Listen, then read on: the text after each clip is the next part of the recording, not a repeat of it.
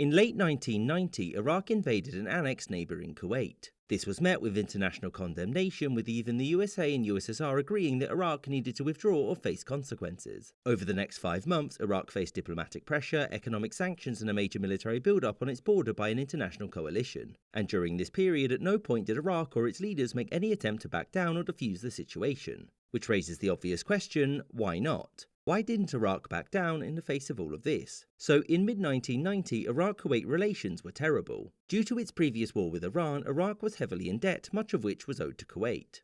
And to complicate things, the price of oil was very low at this time, which was bad for the Iraqi economy. And furthermore, the Iraqi government accused the Kuwaitis of stealing oil from right underneath it. As such, Saddam Hussein, Iraq's leader, gave the order on August 2nd to invade, and Kuwait was conquered in no time at all. Obviously, the international community condemned this. However, Saddam wasn't worried because he knew that it would be the United States leading the charge, meaning that the USSR could be relied upon to veto and block any action.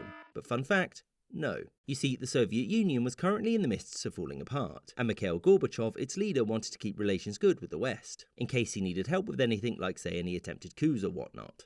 With the Soviets refusing to help, there was always China. But China was still internationally isolated due to its Tiananmen Square crackdown. Thus, aiding a country that it had little connection to when doing nothing could improve relations with everyone else was a no-brainer. Never mind though, Saddam was still confident of overwhelming victory because of Iraq's recent war with Iran. For those of you that don't know, this war was a long and bloody stalemate. But given that Iraq was only a third of the size of its neighbour, Saddam saw this as a great victory. As such, he had a large army of veterans who would inevitably destroy the invaders. Furthermore, the Iran-Iraq war had done wonders for Iraq's image amongst its fellow Arab and Sunni nations. Saddam was able to position himself as the first and last line of defence against Shia Iran, and many of his neighbours agreed. In fact, this was one of the reasons that Saddam thought he could conquer Kuwait and get away with it. His reasoning being that the rest of the Arab world was so indebted to him that they'd be happy to not only allow Iraq one tiny annexation, but they'd also go to bat for him internationally. Instead, what happened was that Saudi Arabia figured out that they'd likely be next, and so gave refuge to the Kuwaiti government and also tried to push for direct intervention. Okay, so the USSR, China and the Arab world hadn't come through for Saddam, but his next plan was simple: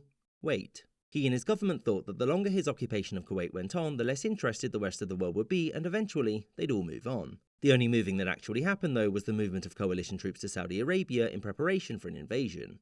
As such, it was time for Plan E, win friends so that the pressure would die down, and Saddam had a brilliant idea on how to achieve this: take hostages. Baghdad quickly banned foreigners from leaving Iraq and had hoped that their governments wouldn't want to risk intervention in case something were to happen to them. It will shock you to learn that this didn't endear Saddam to anyone, and so the intervention was now inevitable.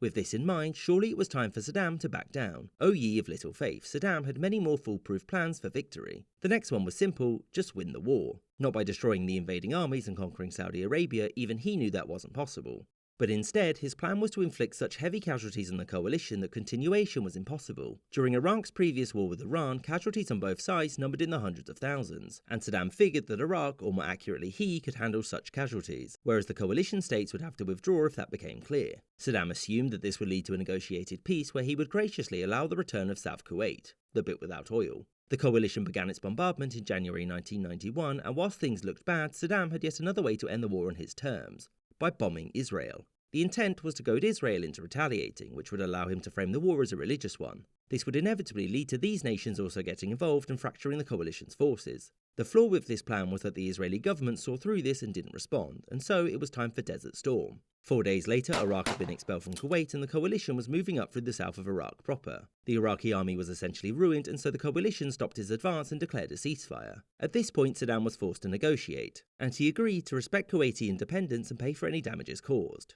Saddam was allowed to stay in charge, but this was on the condition that he give up his chemical weapons. And I may be wrong about this, but I think this comes up again in the future.